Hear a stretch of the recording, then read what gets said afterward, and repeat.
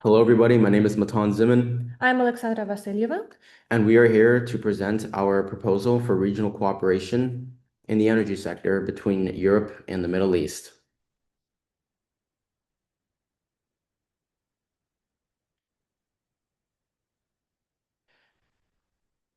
So, our proposal will target the energy sector in the Middle East. We aim to create an international corridor of energy and hydrogen.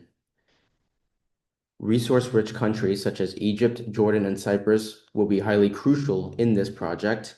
The main components of this project are solar and wind farms and green hydrogen plants. So the goal of this target is to expand to Greece and southern Turkey, as well as to our shared goal is similar to Egypt's goal, which is production of green hydrogen by 5 million tons by 2030, which is 5 years' time.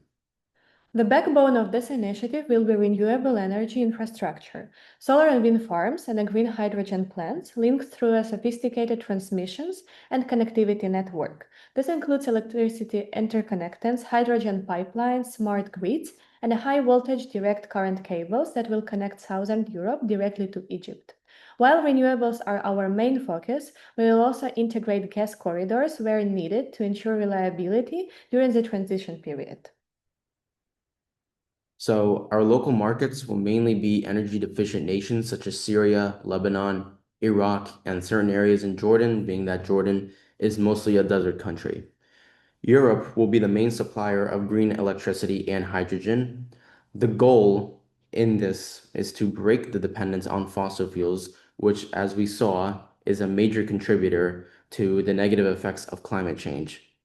So, in order for this to happen, Egypt, Israel, and Turkey will be using water desalination plants that rely on hydrogen as fuel and fertilizer in order to encourage other nations in the region and in Europe to use hydrogen rather than depend on fossil fuels.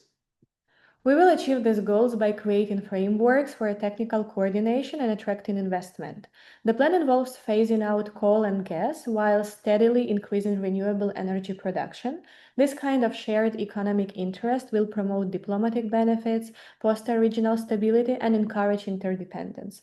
The corridor will open secure routes for a green energy trade, consolidating trade relations between the Arab world and Israel. So, our benefits in this project are both direct and indirect.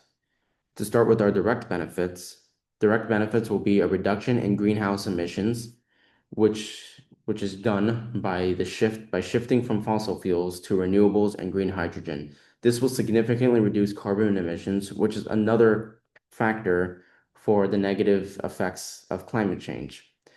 Export revenues will also be a direct benefit in countries such as Egypt, Cyprus, and Jordan, which will benefit financially from the energy and hydrogen exports. So indirect benefits will be job creation and innovations.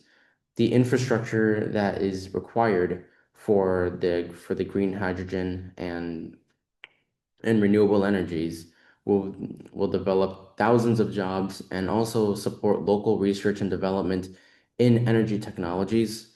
Geopolitical cooperation will also be a benefit due to shared energy goals from one country to another to encourage regional dialogue and diplomatic coordination between historically opposed states, especially between Israel, who is geopolitically opposed, to Lebanon, Syria, and Iraq.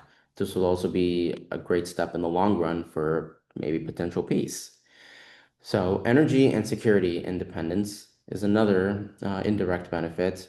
So the interconnection system that will strengthen reliability between not only one country and another as trading partners, but will also reduce the dependence on volatile fossil fuel markets, which is the main goal of this project. So, naturally, a project of this scale comes with the risks. Political instability and conflict could pose challenges, but this can be mitigated through international treaties, neutral mediation, and alignment with forums like the Eastern Mediterranean Gas Forum. Financial risks, such as overruns, will be managed using blended financial models, green bonds, and public private partnerships. Technical limitation will be addressed by using proven technologies like HVDC cables, implementing the project in phases, and investing in resilient smart grid. So the required investment for this project, we'll start with the breakdown of the costs. So the total estimated investment for a green energy and hydrogen corridor in this case will range between 15 to 18 billion US dollars based on the scale and infrastructure requirements explained earlier in part one of this project. Renewable energy generation, which is mainly comprised of solar and wind, 6 gigawatts times 1 million US dollars per megawatt will equal 6 billion US dollars. Green hydrogen production infrastructure will be 2 million tons divided by year, 365 days, times 1.5 billion US dollars per million will equal 3 billion US dollars. To transmission and connectivity, which consists of HVDC and pipelines, 3,000 kilometers times between 2 to 3 million US dollars square kilometers will equal between 6 to 9 billion US dollars. So funding will come from a combination of sources: government-backed public-private partnerships to attract investors, support from international funding agencies like European Investment Bank, the World Bank, and the Green Climate Fund, and by issuance of green bonds by participating governments. We will also seek backing from export credit agencies in energy importing countries, especially in Europe. To conclude, this proposal for a green energy and hydrogen corridor will be a major innovation in renewable energy, sustainability, and also combating climate change.